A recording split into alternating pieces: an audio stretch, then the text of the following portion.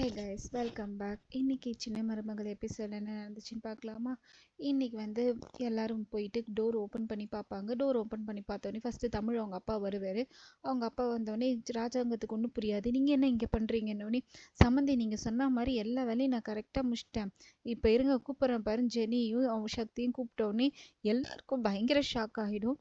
என்ன சொல்கிறீங்க, என்ன பண்ணீங்கன்னொன்னே, நீங்கள் சொன்ன மாதிரியே நான் கல்யாணம் பண்ணி வச்சோன்னே சேதுக்கு ஒன்றும் புரியாது. மாமா என்ன நீங்கள் சொன்ன மாதிரி எல்லாமே எங்கள் அப்பா சொன்ன மாதிரியே சொல்கிறீங்களே, நீங்கள் என்ன தான் பண்ணி வச்சுருக்கீங்க, எங்கள் அப்பா எப்போ உங்ககிட்ட சொன்னாருன்னு கேட்பான்.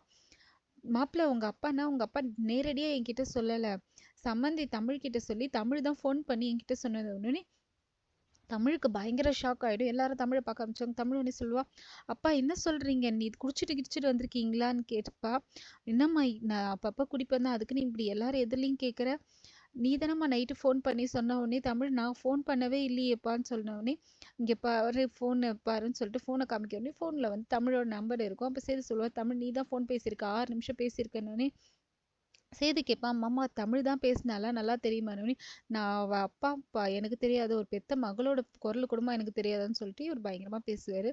உடனே எல்லாருமே நம்பிடுவாங்க. நம்பிட்டு சேது எதுக்கும் மறுபடியும் ஒரு தடவை கேட்பான், நிதானமாக தான் இருந்தீங்களா, தமிழ் தான் பேசினாலும். ஆமாம் தமிழ் தான் பேசினான்னொடனே எல்லாருக்கும் கடுப்பாயிட்டு எல்லாரும் திட்ட ஆரம்பிச்சிருவாங்க. தமிழ் நான் பேசவே இல்லைன்னு சொல்லுவாள். ஆனாலும் யாருமே நம்ப மாட்டாங்க. இங்கே வந்து ஜெனியோட அப்பா, சரி இப்போ இவ்வளோ நேரம் பண்ணதெல்லாம் போதும், இதுக்கப்புறமாவது என் குடும்ப விஷயத்தில் நீங்கள் தலையிடாதீங்க, என் பொண்ணு மாப்பிள்ளையை நான் கூட்டிகிட்டு போகிறேன்னு சொல்லிட்டு 2 பேரையும் கூட்டிகிட்டு போயிடுவான்.